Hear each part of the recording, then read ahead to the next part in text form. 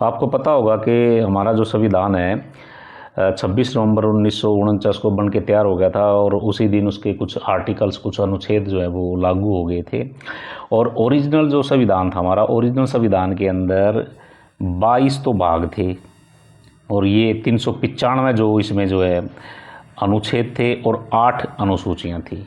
लेकिन अब क्या है कि इस टाइम हमारे संविधान के 25 तो भाग हैं और 12 अनुसूचियां हैं और लगभग 448 आर्टिकल्स हैं। ये कम ज़्यादा भी हो सकते हैं क्योंकि कई किताबों में 465 भी दे रखे हैं, कम ज़्यादा हो सकते हैं। लेकिन बेसिकली क्या है कि 25 पार्ट्स और 12 अनुसूचियां इस टाइम हैं और 448 के लगभग जो है वो इसमें जो आर्टिकल्स हैं।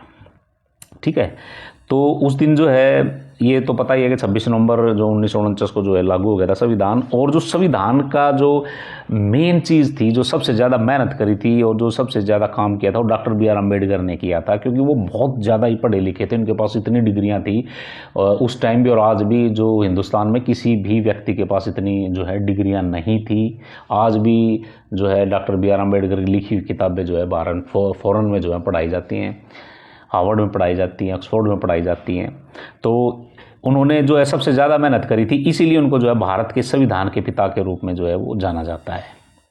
और अब देखिए कि उस दिन जो 26 नवंबर 1949 को मैंने बताया कि संविधान लागू हो गया था, कुछ आर्टिकल्स, क्योंकि उस दिन जो है संविधान सभा के अंदर संविधान को पास किया गया था, उसको लागू किया गया था, उसको अपनाया था देश के नागरिकों ने। तो उस दौरान क्या है कि 15 आर्टिकल्स उसी दिन ही लागू हो गए थे। बाकी जो संविधान है 26 जनवरी 1950 को लागू हुआ था। तो उस दिन कौन कौन से जो है आर्टिकल्स लागू हुए थे, जैसे नागरिकता से संबंधित है, संसद से संबंधित है, तो वो आर्टिकल कौन कौन से हैं? वो 15 आर्टिकल्स हैं। देखिए कौन कौन से हैं वो, 5, 6, 7, 8, 9, 60, 324, 366, 367, 379, 380, 388, ठीक है, 391, 392, 393।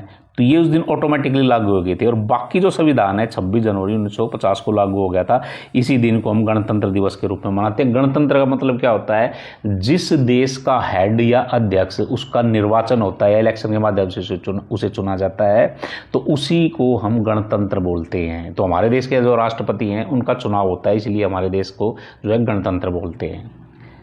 और इस दिन जो है ये इसी दिन को क्यों चुना था? इस दिन को संविधान की शुरुआत के रूप में इसलिए चुना गया क्योंकि इसका एक अपना ऐतिहासिक महत्व है। क्या है? इस दिन 1930 में जो है भारतीय राष्ट्रीय कांग्रेस के लाहौर अधिवेशन में पारित हुए संकल्प के आधार पर पूर्ण स्वराज जो है दिवस मनाया गया था। बस ये बात आप याद रखना।